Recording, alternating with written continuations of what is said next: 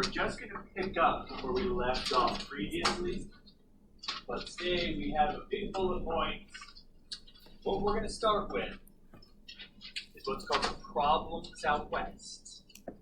Now let me kind of go back to where we left off because keep in mind, eventually we're going to get to a point where I can teach you from where Unit 1 stopped.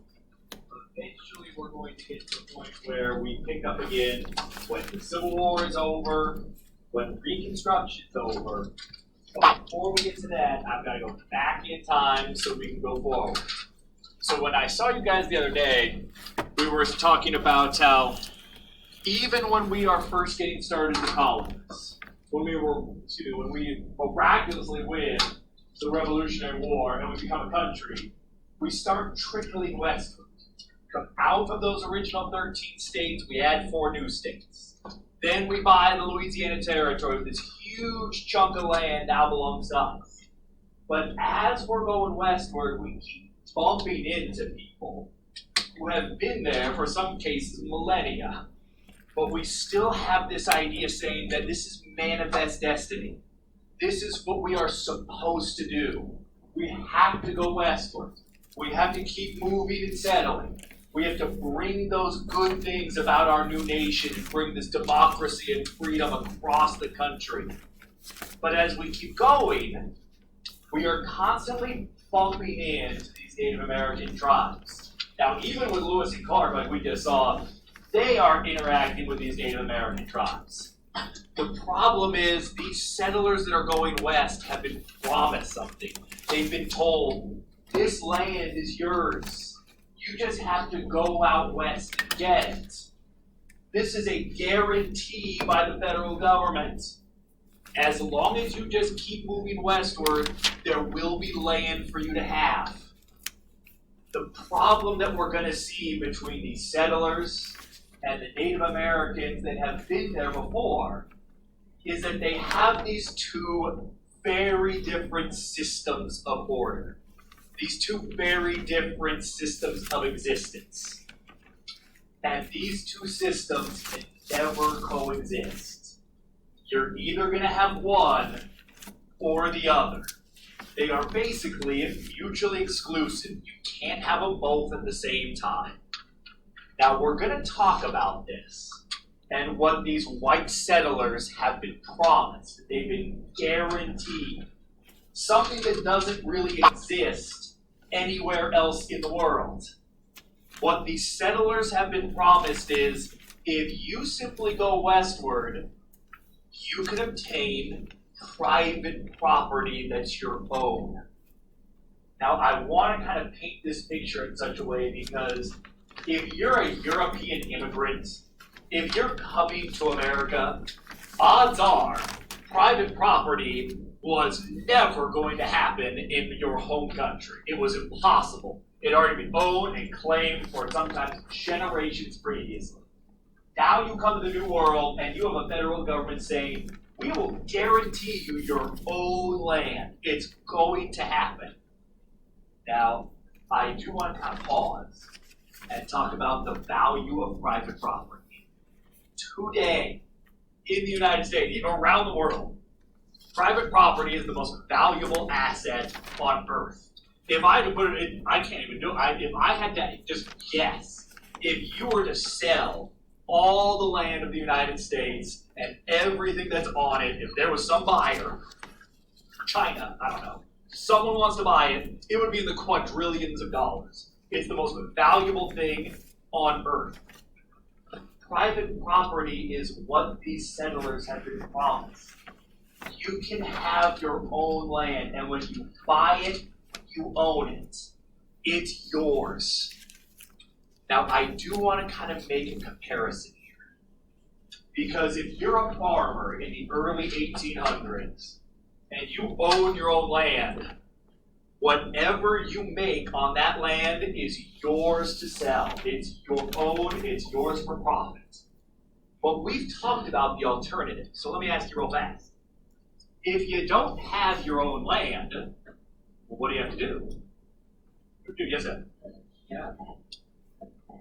Certainly, you've got to rent, right? We've talked about the sharecropping system before. Do you happen to remember? What was that system? What did you have to give up to the landowner? What was it? You remember? And you give up a big portion. Absolutely. Remember what that portion was? Give or take. What was it? What was it? 50%. You know, about half of whatever you create goes to the landowner. Now let's kind of bring this back temporarily speaking. If you don't own your own house, what do you have to do? You pay rent, certainly. So you're basically taking your hard-earned dollars and giving it to someone else so that they can pay the mortgage. Where does that money go then? I had some years ago. Poof. You hand it to someone else. You say, I'm living on your land, I owe you rent. Now, this is what makes private property so valuable. The problem is, the Native Americans have a very different system.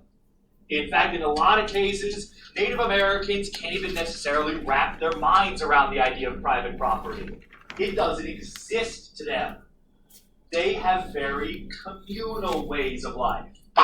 They live on communal lands, where it's basically that land belongs to your family or extended family, it belongs to the tribe.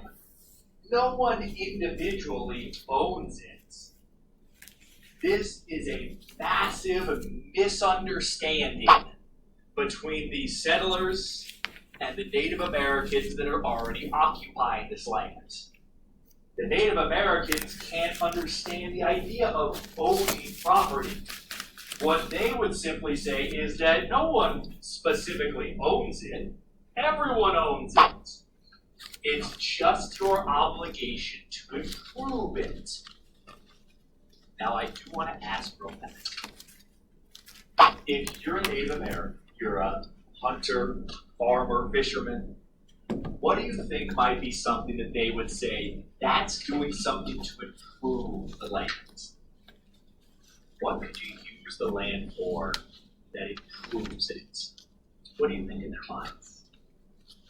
How do you make that land better?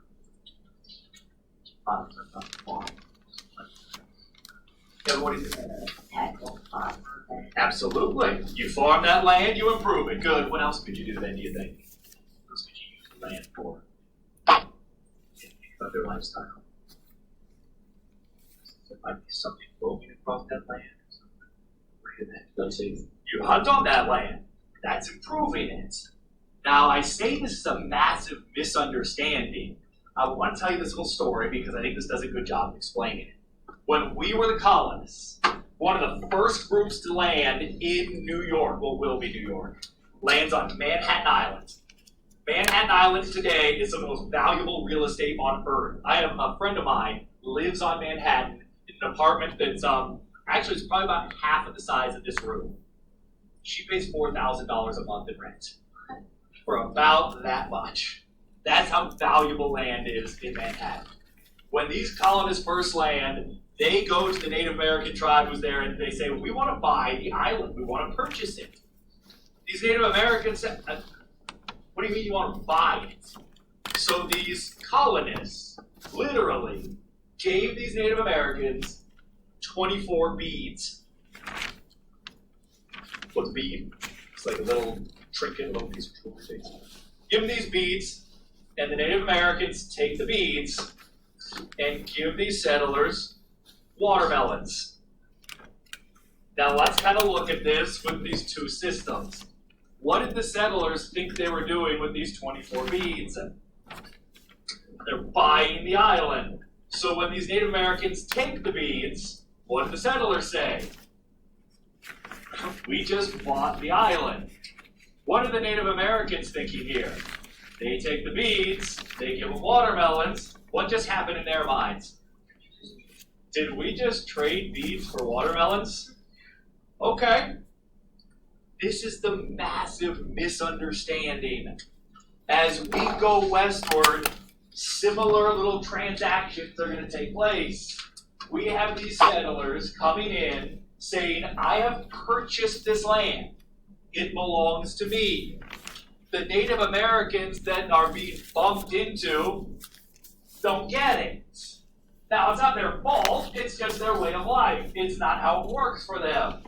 When violence eventually erupts, because it's going to happen, these settlers go to the federal government and say, you promised us this land would be ours.